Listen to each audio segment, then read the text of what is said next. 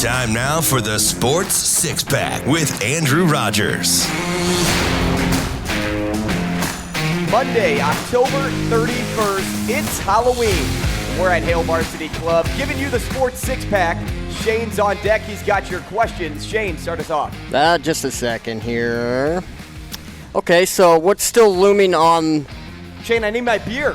I need my beer. You need your beer? I need my beer. Come on. Okay. All right, well, what's still looming on you from Nebraska's loss to Illinois? I didn't hear the question sound effect. That's I need my beer. You need your beer? Come on. Let me hear it, Shane. Question number one. There it is. Sorry about that. What's still looming on you from Nebraska's loss to Illinois? Oh, man. A lot of takeaways from that game. And you can hear those more in depth on the morning dump. But I think the biggest thing for me was how inept the offense looked without Casey Thompson. When Casey Thompson got injured, the Huskers generated roughly 35-ish yards on 25 plays? Something similar to those numbers. Now, Nebraska, they had 29 yards in the second half. They held the ball for about 10 minutes. Chubba Purdy went for 3 for 8 for 15 yards. He threw a pick, and he was sacked twice in that time. With Casey Thompson sidelined, any hope of winning these next 4 games is just out of the picture. It doesn't look like he's Question number two. Is the World Series starting pitching terrifyingly lopsided?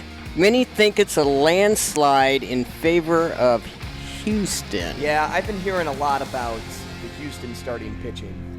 And I get it. Justin Verlander, Valdez, Lance McCullers Jr., Javier. I get it. But match them up here. Verlander and Nola went in game 1. Verlander is one of the worst pitchers in the World Series. What's he now, 0-8, 0-7? I don't think he got the loss. I think he's still 0-7. His ERA is over 5, though, in World Series appearances. Aaron Nola can compete with that all day, every day. Then you go down the list. You go Valdez, Wheeler. I know Valdez had the better game. Who knows what he was rubbing on his wrist the entire game. But Zach Wheeler's a stud, too. So let's stop the conversation of, Valdez is light years ahead of Zach Wheeler. And now you get into the game tonight, game 3. You have McCullers Jr. against Noah Syndergaard. And McCullers has the edge. He absolutely has the edge in this matchup.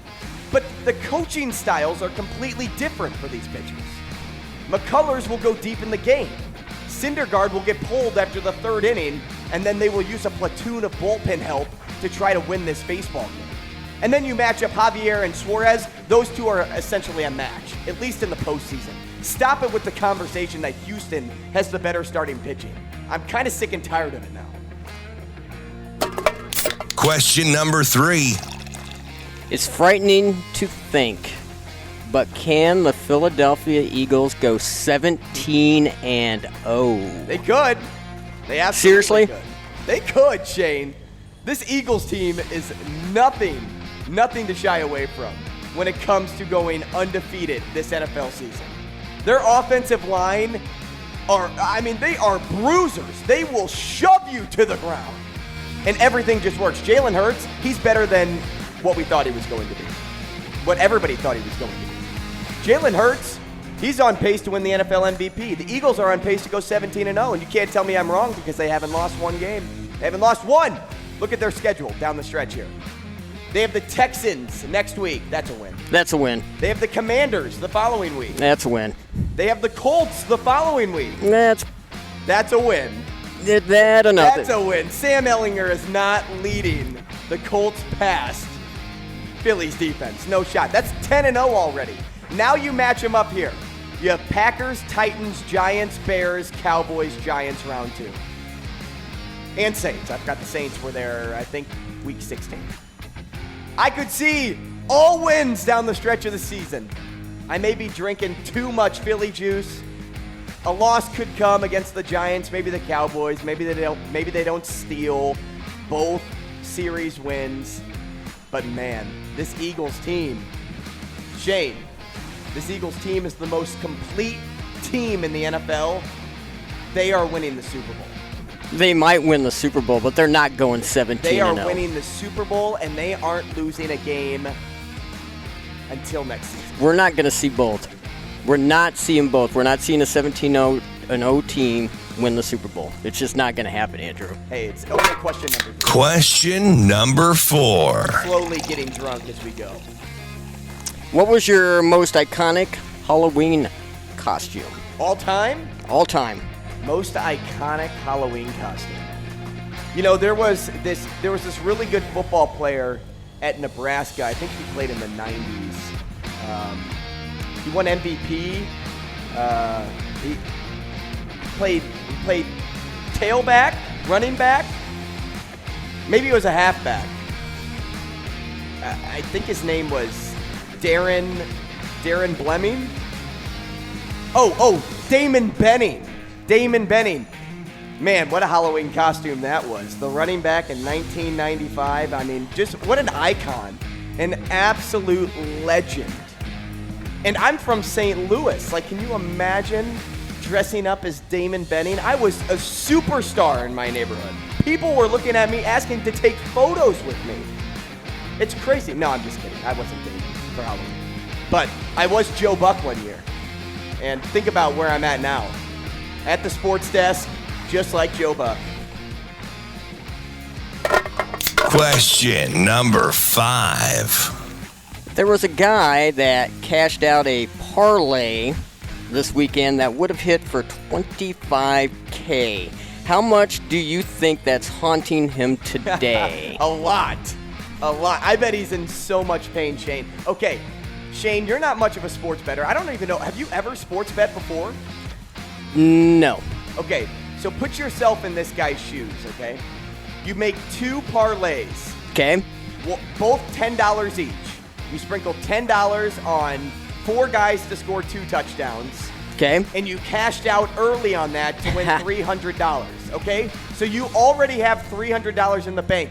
You're up 300%, Shane. 300, yes, okay. Okay? Now the other bet, you could win $25K if you would ride Derrick Henry to score two touchdowns against the Houston Texans. Would you cash out for $2,000? Would you hedge the bet if you had the money to hedge the bet? Or would you let it ride? I'd cash out for $2,000. See, it's hard for me to put myself in his shoes because I'm like, it's hard to go away from $2,000, but I already made $300. So I'm letting this bet ride. In all honesty, I'm probably hedging. Think about what you can do if you hedge this bet. You bet no touchdown for Derrick Henry. You bet 1 touchdown for Derrick Henry. You throw 2 Gs, 3 Gs on both. You're winning that $2,000 back that you just cashed out. You let it ride, you win $25K. You subtract that 6, 7K that you had to put up in order to make it even on yourself.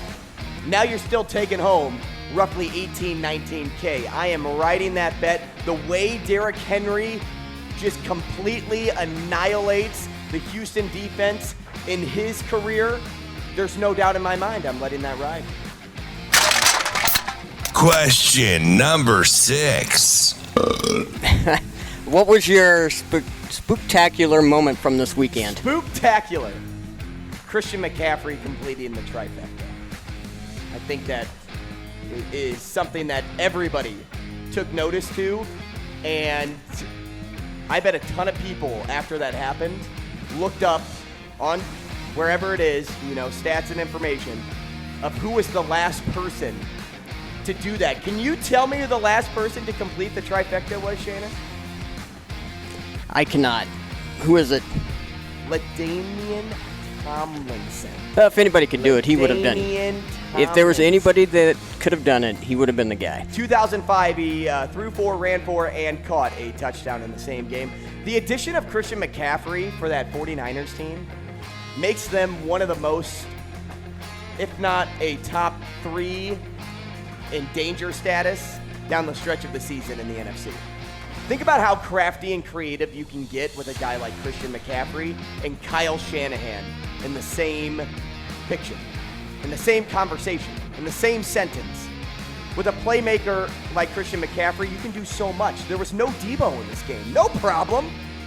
We'll just back our best offensive threat with an incredibly talented defense and confuse the hell out of teams to win football games. That's all you have to do, Shane. That's it? That's it. They could compete with the Eagles in the NFC Championship game. I could easily see it. 49ers, Eagles. I could also see the Vikings. I know I'm not factoring in the Vikings yet, but one-loss Vikings team at this point, they're a good team. We'll just see if Kirk Cousins can win a big game on a prime time slot. The NFL's upside down right now. The Raiders because the Raiders are at the bottom? The Raiders are on the bottom, and the Eagles are on top. This is not 1980, I can tell you that. Hey, all you have to do is just polish off a six-pack, Shane, and I bet you'll feel better about your Raiders. Feeling tipsy yet? Catch more of Andrew Rogers from 7 to 9 in the morning on Hail Varsity Radio.